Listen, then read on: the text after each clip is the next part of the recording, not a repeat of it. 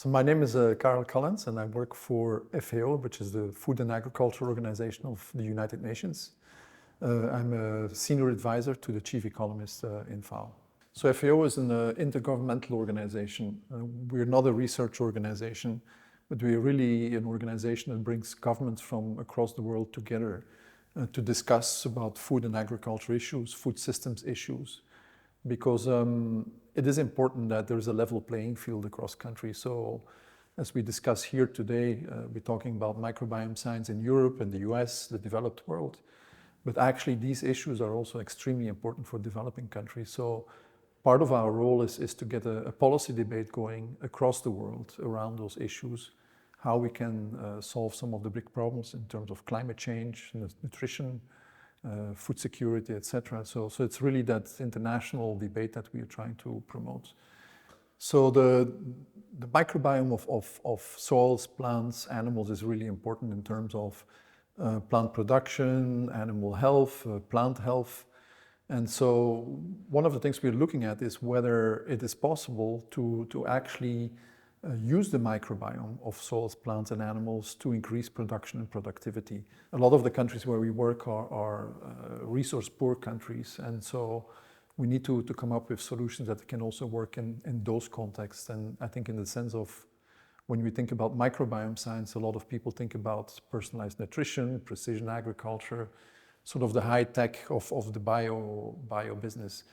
But there are a lot of solutions that are actually also applicable and can be scaled up in developing countries. And so part of our job is actually to make this happen.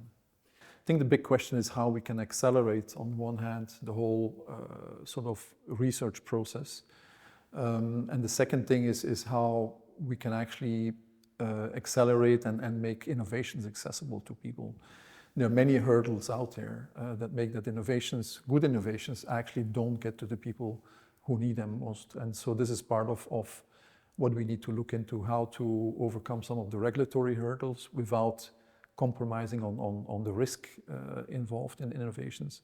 But I think from my perspective and sort of the developing country perspective, I think one of the big obstacles is that a lot of smallholder farmers are actually risk averse. And so how can we actually convince them? Can we create incentives for them to take up innovations and not have to worry about what if it doesn't work? What if my harvest gets negatively affected? So I think that's a big part of the sort of the policy debate around this. I feel a lot of enthusiasm for microbiome science because I can see that there are, in my mind, really game-changing new insights and new innovations that are coming out of this. I think it needs much more investment, though. I think one of the problems that we face is that because of late, of course, we go from crisis to crisis. If you look at the last 15 years, we've gone through 3 major food crises. That's a lot in 15 years. And so policymakers have sort of a present-day bias. They deal with the problem that is here today. And so longer-term issues, yes, we debate, but to get action on that, to get policy reform, to get investment in that, there's always the trade-off between dealing with the problem now and putting your resources there and dealing with the longer-term issue.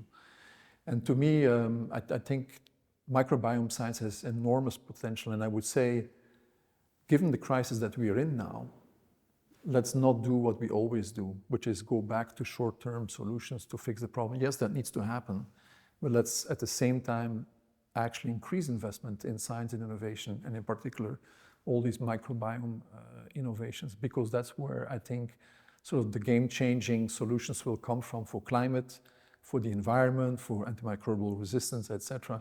These have been intractable problems for a long time. And so I think we really need to have a whole paradigm shift, how we look at the problems and how we deal with these problems. And I think it would be sort of a wasted opportunity not to do this at this point in time.